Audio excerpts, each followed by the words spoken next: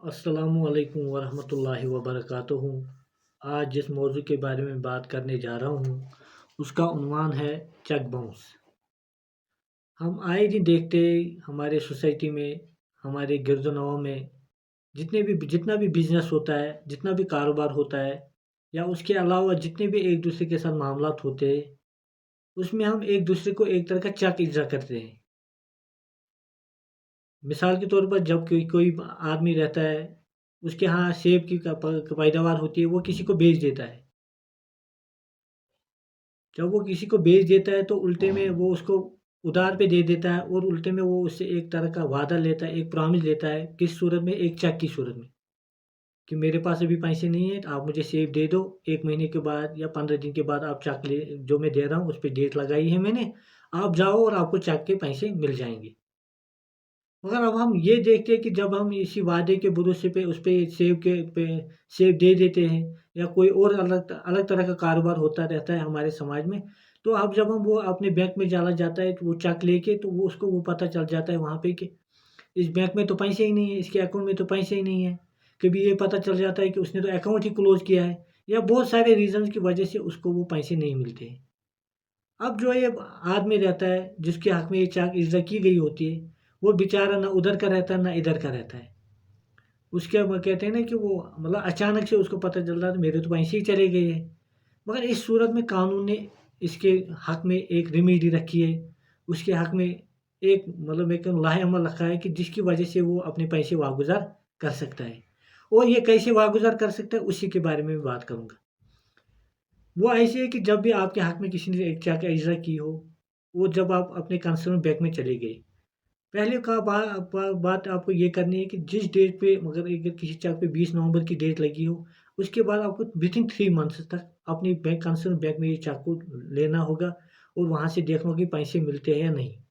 ये ज़रूरी नहीं है कि आपको 3 महीने का इंतज़ार करना पड़ेगा तब आप हो सकता है आप 20 नवंबर की तारीख पे जब जिस दिन की डेट थी चेक पे, आप अपने बैंक में चले गए, आपको पता चला उसके पास पैसे ही नहीं है उसमें, आप उसी वक़्त वहाँ से रिटर्न मेमो ले सकते हो। 3 महीने की वैलिडिटी रहती है चेक की, उसके बाद आप ले ही नहीं सकते हो। विथिन 3 मंथ्स के भी किसी भी दिन आप अपनी चेक से वहाँ बैंक जो कंसर्न बैंक होगा, उसको बैंक रिटर्न मेमो ले सकते हो। उस बैंक रिटर्न मेमो में ये लिखा होता है कि काज़ क्या है, क्या वजह है जिसकी वजह से ये चेक हम आपको इसकी वजह से ये चेक बाउंस हुआ है। उसपे लिखा हो सकता है या तो ये इनसफिशिएंट फंड, इसमें पैसे नहीं है इसके अकाउंट में, या ये होता है इसने अपना अकाउंट ही क्लोज़ किया है, या ये कि इसपे सिग्नेचर मैच नहीं हो रहा है। या बहुत सारी वजह हो सकती है जिसकी वजह से जो ये कंसर्न बैंक है, वो आपके हक में ये चेक इज़्ज़ा पैसे आपके चेक पे वो इज़्ज़ा नहीं करता है।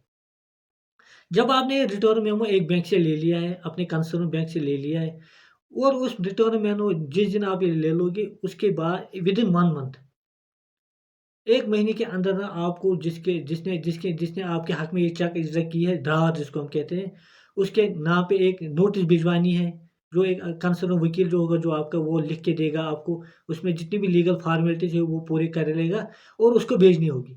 जब आपने ये उसको उसके हक में एक विदिन 1 मंथ जब आपने रिटर्न मेमो लिया, फिर 1 महीने के अंदर जब आपने उसको नोटिस भेजा, आपको 1 महीने के अंदर ना इंतज़ार नहीं करना है कि लास्ट तक बैठे। आप अगर 15 तारीख 20 तारीख को आपको वो रिटर्न मेमो मिला, आप 21 तारीख को ही उसको नोटिस भी भिजवा सकते हो। मगर 1 महीने के अंदर आपको नोटिस भेजनी है जब जिस दिन आपने ये रिटर्न मेमो ले लिया है। या अगर आपने 3 महीने के लास्ट में किया है, तो फिर 3 महीने के लास्ट में 1 महीने तक इंतज़ार करना के अंदर ना आप उसको वो भेज सकते हो। इसके बाद ये होता है कि जब आप जो ये नोटिस हो उसमें 15 दिन का टाइम दिया जाता है, जिसने ये आपके हक में चीज़ चेक इज़्ज़ा की है, जिसने आपको ये चेक दे दिए, कि 15 दिन को उसको कहा जाता है कि आप पैसे हमारे दे दो, अगर नहीं तो हम आपके खिलाफ कानूनी कार्रवाई कर सकते हैं। अब जो ये एक 15 दिन के अंदर अगर आप उसने पैसे दे दिए तो ठीक, अगर नहीं दे दिए, तो उस सूरत में आपके पास 2 रेमेडीज़ है। आप 2 कार्रवाई इसके खिलाफ करें। एक होती है सिविल लॉ में, दूसरा होता है क्रिमिनल लॉ में। क्रिमिनल लॉ में नेगोशिएबल इंस्ट्रूमेंट एक्ट के तहत उसमें सेक्शन 138 ये कह रहा है कि अगर किसी ने किसी को चेक दे दी है, किसी मतलब लीगल लायबिलिटी मतलब किसी के पैसे उधार के बदले में उसने उसको चेक दे दी हो, या कर्ज़ा ले लिया उसके हक में उसको चेक दे दिया कि मैं कर्ज़ा आप चेक ले लो, उसपे आपका ये कर्ज़ा वापस कर लूँगा।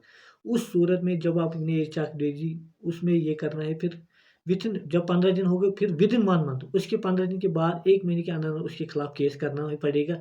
1 महीने के बाद उसकी वैलिडिटी खत्म होती है क्योंकि वो लिमिटेशन पीरियड में आ जाता है।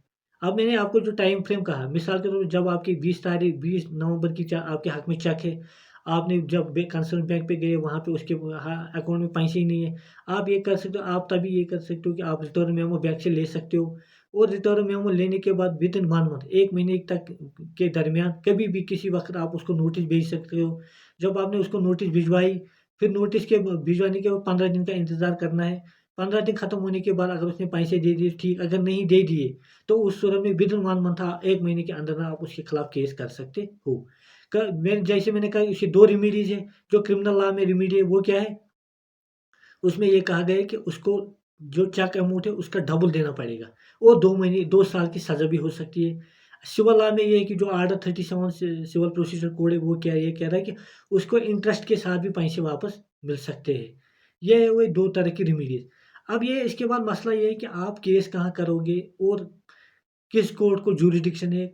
मतलब मिसाल के तौर पर अगर श्रीनगर डिस्ट्रिक्ट में एक रहता है, दूसरा रहता है शोपियान डिस्ट्रिक्ट में। अब श्रीनगर डिस्ट्रिक्ट वाले ने किसी के शोपियान वाले के हक में चेक इज़्रा किए। उस सूरत में यह है कि जो श्रीनगर वाले जो जिसके हक में चेक इज़्रा किया, अगर उसका शोपियान में अपना बैंक है, जब वो उसके पास चला गया, वहाँ से उसको पा गए इसके पास पैसे नहीं है इसके अकाउंट में, तो वो शोपियान में केस कर सकता है या श्रीनगर में ही केस कर सकता है। या वो जो जहाँ जो श्रीनगर वाले के अकाउंट बैंक पे चला गया, वहाँ पे उसको कहा गया कि इसके अकाउंट में पैसे नहीं है। या किसी सेम डिस्ट्रिक्ट में दोनों रहते हैं। कभी ये रहता है कि किसी कोई कंपनी रहती है मगर उसका ऑफ़िस जो होता है वो मतलब किसी जगह रहता है और उस सूरत में या जहाँ पे उसका जिस कंपनी का जहाँ पे उसका कारोबार चलता है या उस ऑफ़िस में उसी डिस्ट्रिक्ट में करेंगे, उसी के जुरिसडिक्शन में या जहाँ पे जिसके हक में ये चेक इज़्रा किए उसी क वहाँ पे किया जा सकता है। अब जो इस रार के पास 2 रेमेडीज़ मैंने कहा, सिविल और क्रिमिनल है, कहाँ कर सकता है? अपने डिस्ट्रिक्ट में जहाँ पे ये जिसके हक में चेक इज़्रा की गई वहाँ पे कर सकता है या वहाँ पे कर सकता है जहाँ पे जिसने चेक इज़्रा की है। ये कंपनी के खिलाफ भी केस कर सकता है, या किसी आम आदमी के खिलाफ भी केस हो सकता है। ये ज़रूरी नहीं कि सिर्फ़ आदमी हो, अगर कंपनी ने चेक इज़्रा किया उसके खिलाफ भी केस हो सकता है। क्योंकि हम आए दिन देखते हैं कि हमारे समाज में जो ये बिज़नेस का माहौल है वो पूरा तबाह हो चुका है। इसकी वजह सबसे बड़ी वजह ये है कि जो प्रॉमिसरी नोटिस होते हैं, जो हमारे वादे होते हैं कि पैसे दे देंगे, किसी ने पूरे साल बहुत काम किया होता है और साल के आखिर में उसने किसी को अपनी चीज़ें बेच देता है, कोई सेब बेच देता है, कोई और चीज़ बेच और वो उसके पैसे खा जाता है और उस सूरत में उसकी पूरे साल की कमाई उल्टा उसको मतलब जेब से ही पैसे चले जाते हैं। उन सब हालात को मद्देनज़र रखते हुए ये जो ये रेमेडी है ये उनके हक में है। शुक्रिया।